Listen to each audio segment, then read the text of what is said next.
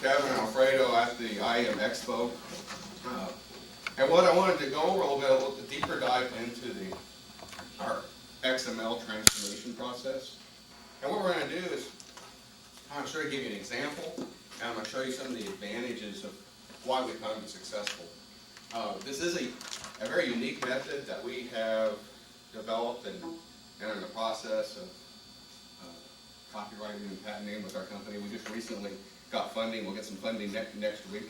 So we've got some investors for this.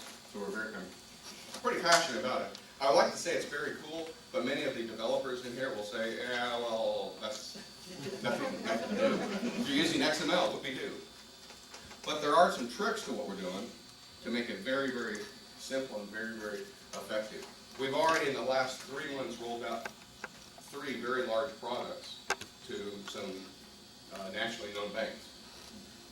So to kind of set the scene as to where I'm going to be talking about, everybody kind of knows what webs are and all that kind of stuff. I'm going to be talking in here, the engine behind the web server that's actually working. I'm going to be talking in the red box.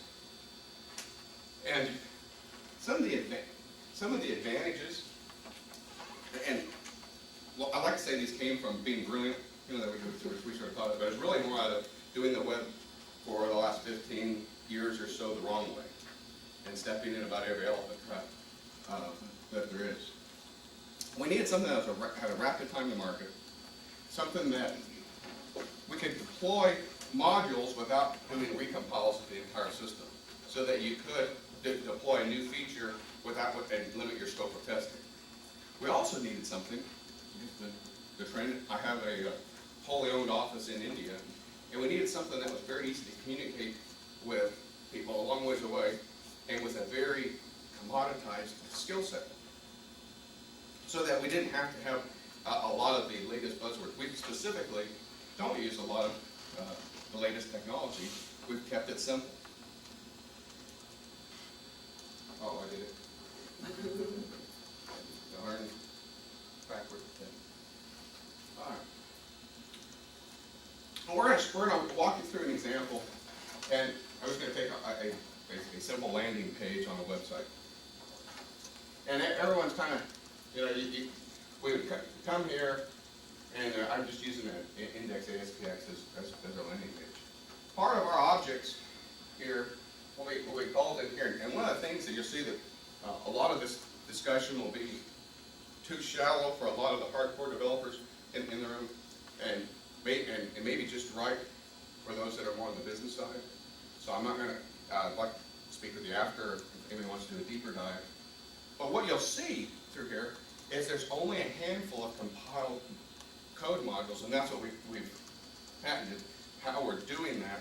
And of all the products, I mentioned we have 3 products, it's the same guy, the exact same guy. We haven't changed it a bit. And there are 3 products in widely different areas. And he's going to be running, and he's going to be doing these navigator things, which we're going to explore a little bit in more detail. First, everyone knows what's the core thing with any .NET application. You're going to have a web application. One of the things that the developers will notice is that our web config is kind of small, real small. We're using it simply to reference where some of these other files are. It's more or less saying, all right, where is my global config, where's my encryption, and it really just gets you started, just use it as a pointer to get to our configuration files. The first one up, the global config, and he's really more about just saying, where is my view config or where is my view XSLT? There's some other cool stuff in there, but let's just focus on those two items. What we're calling the view config is actually going to be my data packet that's returned to this site. And it's actually going to contain all my harms, data, and other external references. The next thing that we're going to do is we're going to look at our config 0. And guess what that is? That has all the build parameters and all the data points that are going to apply to every other lower build. It's from 0. So there's not a lot in here, but it's the things that, for example, what would be something that you would have in every single screen build? Okay? You have a menu. Maybe a top menu.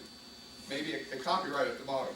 Maybe you might pull in a data feed from a stock market quotes. Something that's going to apply to every single page. Then we're going to get down to our, it's very small here, so I'll read it. Module 1, View 1.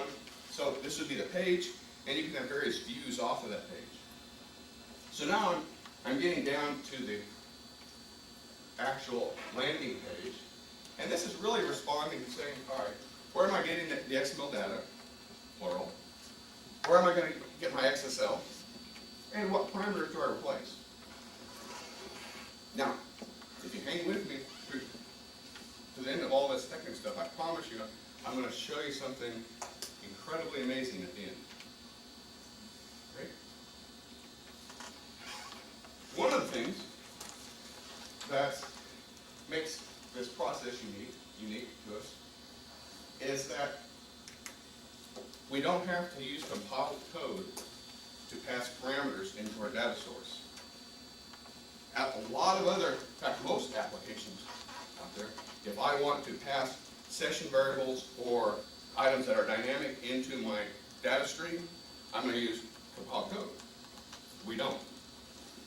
This replacement tool that we've developed actually has pulled back the XSL, pulled in the XML, pulled in the view config, and does a very clever replacement process on aliases. So now if I'm holding my session variable, let's say I'm holding a participant number or a plan number or an account number, I can do a replace and then call my data source. That really differentiates what we're doing and allows us a very fast time to market. Now, what we have, I promised you a combined view config. The view config actually now is taken all the parameters in the global, all the ones that were in the specific module, pulled in all of the data sources, so that the web engine actually can be aware of everything in a single packet. I'm coming to something absolutely incredible.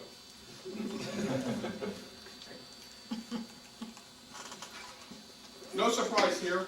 In this case, we set the data source and say, let me go do a simple SQL query.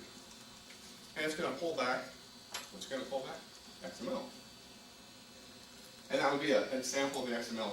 And for instance, Alfredo, remember this phrase here. If you pay enough people to distribute video, you can make it go.